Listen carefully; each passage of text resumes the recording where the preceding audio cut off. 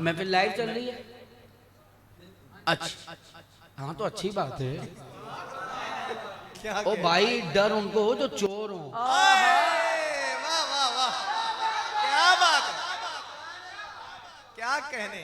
वाह हमारा शजरा है मुकम्मल। क्या बात है हैं जी।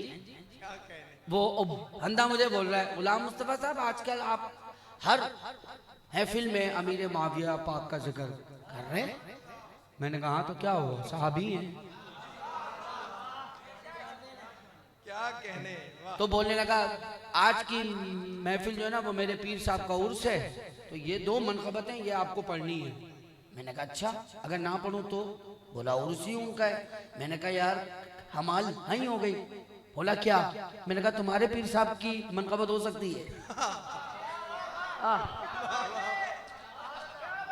मैंने कहा तेरे पीर साहब की मनकबत हो सकती है तो सरकार के साहबी की नहीं हो सकती? क्या बात।